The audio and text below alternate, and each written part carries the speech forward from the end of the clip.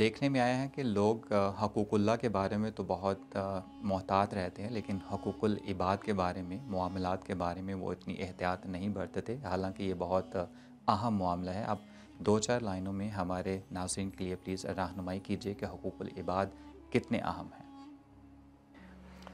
देखिए, हज़ूर अलैहिस्सलाम का फ़रमान है कि हकूक़ुल्लाह अल्लाह जिसको चाहेगा माफ़ कर देगा। बेशक। मतलब कोई नमाज रोज़े वग़ैरह की कोताही है या तिलावत की दीगर, लेकिन जो हकूक़ुल इबाद हैं वो माफ़ नहीं होंगे। अल्लाह अकबर। तो ये हकूक़ुल इबाद का मामला बहुत ही नाज़ुक तरीन है और इसकी जो कोताही है वो इंसान की ज़िंदगी को बेसुकून कर देती है। अस्तग़फ़िरुल्लाह। जो माँ बाप का बद्दुआया होता है या मज़लूमों की आहें लेता है या जुल्म के साथ लोगों का माल हथा लेता है या दीगर ज़राए कोई भी हो सकते हैं जिसको शरीयत ने जो है वो नाजायज़ या हराम ज़राए कहा है, इंसान वो बेबस या मजबूर हो के वो कुछ दे तो देता है, लेकिन उसके साथ आहें और सिसकियाँ और बद्दुआएँ अल्लाह। सरकार ने फरमाया कि मज़लूम की बद्दुआ से बचो बचना कि चाहिए। वो अर्श को चीर के निकल जाती है। तो बेशक। हो सकता है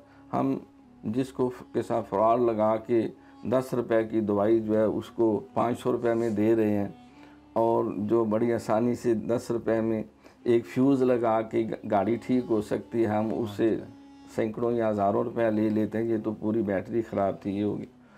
तो वो उसके अंदर वो एक जुल्म का जो पहलू है वो इंसान की ज़िंदगियों को बेसुकून करता है। बेशक। तो हकूक़ुल इबाद के मामले में बहुत मोहतात होने की ज़रूरत है और इसीलिए हुस्न अख़लाक़ को सबसे बड़ी नेकी कहा, उसका तल्लुक़ इंसानों के इंसान साथ है।